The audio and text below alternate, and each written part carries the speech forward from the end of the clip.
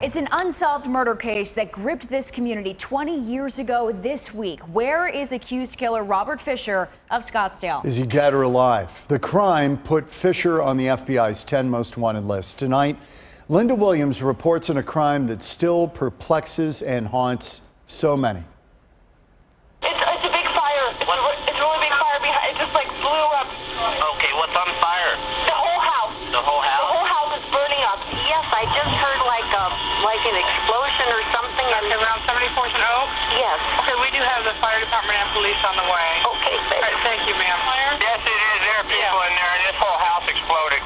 Okay, we do have police and fire on the way. Were there people inside the house? Yes, there are. Tragically, there were 3 people in this Scottsdale home that exploded into flames on the morning of April 10th, 2001. Mom, Mary Fisher, and her 2 children, 10-year-old Bobby and 13-year-old Brittany.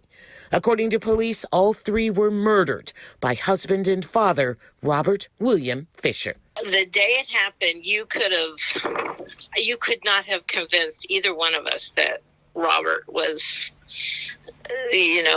had done that. Lori Greenback, a Fisher family friend, eventually came to believe the horror of the Scottsdale police report that Robert Fisher shot his wife, Mary, and then cut his children's throats as they slept before setting the house to explode. It's not something you could have foreseen. It's not something that I ever would have thought could happen.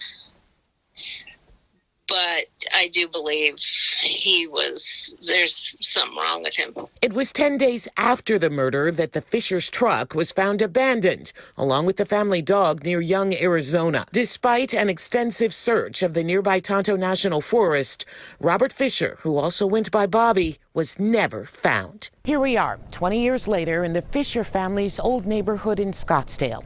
Of course, their home has been replaced, but the horror of that morning back in 2001 still lingers. There are a lot of people in this community who say they are committed to make sure that Robert Fisher doesn't get away with murder. We get tips every week. Still, yeah. FBI agent Taylor Hanna says the Fisher case has garnered worldwide interest because it was so horrific.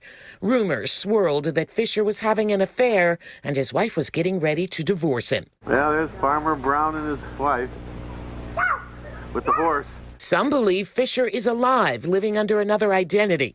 There are many theories. There's also the theory that, Young, where Mary's forerunner was found, that he went up there and tried to hide and possibly succumbed to the elements or took his own life.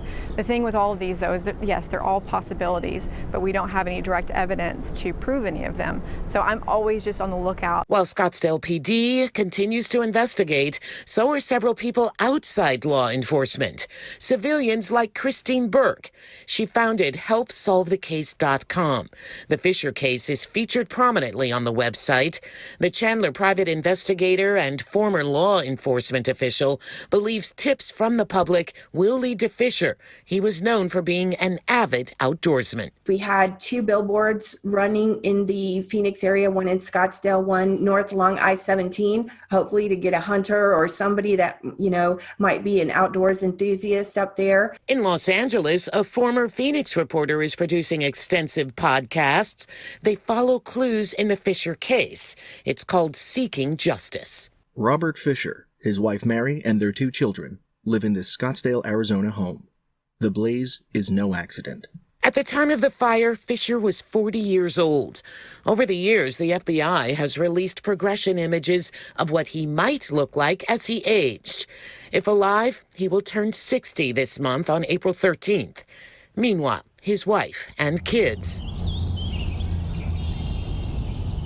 are here, a little over a mile from the Fisher home at Green Acres Cemetery, where Mary, Brittany, and Bobby were laid to rest 20 years ago.